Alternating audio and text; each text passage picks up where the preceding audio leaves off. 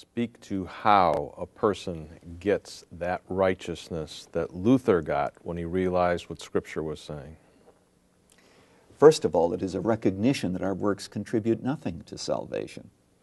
Because I've already emphasized, the only righteousness that God accepts is His own. It's a righteousness of which we have none. All of our good works are tainted. Even our righteousness is as filthy rags, it says in the book of Isaiah. And in the New Testament, all have sinned and come short of the glory of God. Yes, some have sinned worse than others, no doubt about it, but all have sinned. And so what happens is, Jesus becomes for us now everything that we have sought. 24 hours a day, God demands perfection and holiness from me if I'm to be His child and to be in fellowship with Him. 24 hours a day, Jesus supplies what God demands. Isn't that wonderful? It's fantastic. I mean, you talk about something I'd die for. There aren't a whole lot of things I'd die for, but I'd die for what I'm telling you right now.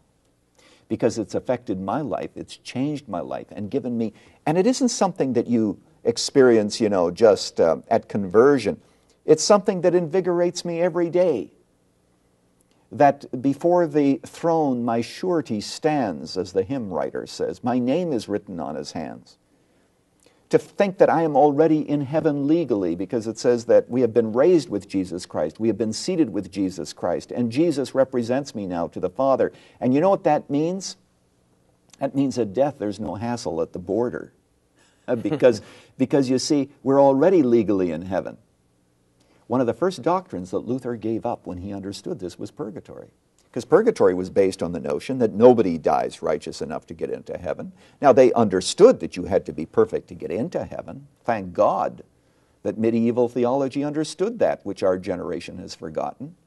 And the way in which you get into heaven, you see, is you die imperfect, and you're in purgatory where you are purged in these fires and so forth. Nobody knows how long, but eventually God says, now you're perfect, now you can come in.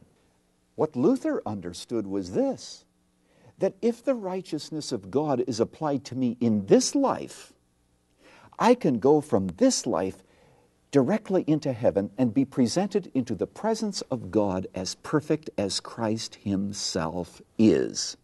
Because I'm saved completely on the basis of the merit of Jesus and not my own righteousness. That is the good news of the gospel of Jesus Christ.